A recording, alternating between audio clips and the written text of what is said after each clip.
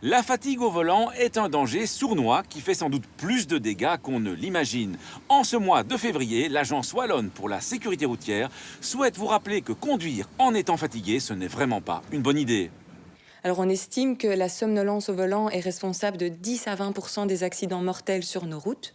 Conduire après avoir fait une nuit blanche équivaut à prendre le volant avec un taux d'alcool de 0,9 g par litre de sang.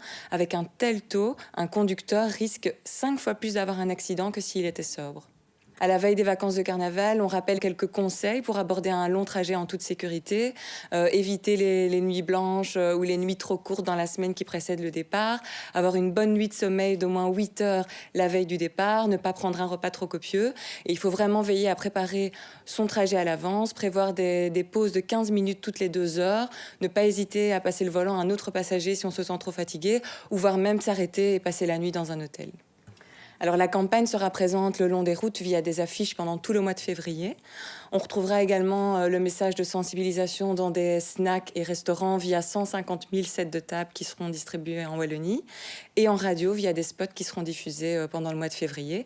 Tous les éléments se retrouvent sur le site www.tousconcernés.be.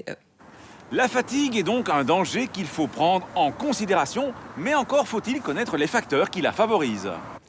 Les problèmes de somnolence, donc de fatigue au volant, sont induits par plusieurs choses, des troubles du sommeil, liés à une insuffisance de temps de sommeil, liés probablement à des problèmes professionnels, des troubles aussi du sommeil, par exemple ronflement, apnée, ou alors la prise de substances médicamenteuses durant la période précédente, la nuit de sommeil. Les repas lourds le soir accompagnés de boissons alcoolisées sont évidemment aussi des problèmes qui peuvent induire des sommeils perturbés et engendrer le lendemain des troubles de la vigilance et de l'attention au volant. Il y a 2 périodes qui sont assez électives dans les troubles de la somnolence, c'est vers 3-4 heures du matin et 15h-16 heures l'après-midi. Comment repérer l'arrivée de la fatigue ? La fatigue se manifeste par 2 signes, dirons-nous. Premièrement, des bâillements répétitifs et ensuite des clignements d'yeux qui sont annonciateurs de somnolence.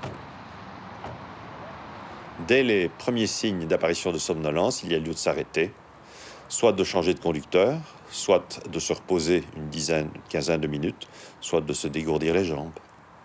Cette semaine de carnaval est aussi une période de départ en vacances. Si vous comptez prendre la route pour un long trajet, méfiez-vous tout particulièrement de cette tueuse silencieuse qu'est la fatigue. À la question de la semaine dernière, il fallait répondre que l'amende minimale pour une conduite sous influence de drogue est de 1 200 €. À gagner cette semaine 4 méthodes d'apprentissage pour le permis théorique et pratique. La question, pour éviter les conséquences de la fatigue au volant, on recommande une pause au plus tard après 2 heures de route, 3 heures de route ou 4 heures de route. Soit vous téléphonez au 0905 56 493, soit vous envoyez un SMS au 60 20 en tapant contact 1, 2 ou 3 et vos coordonnées complètes.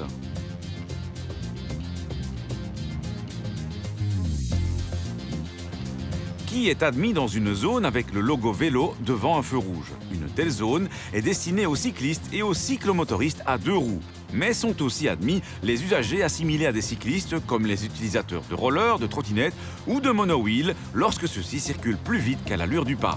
Par contre, les motos ne sont pas admises sur ces zones, ce qui n'est pas toujours bien respecté dans la pratique. À la semaine prochaine et d'ici là, bonne route!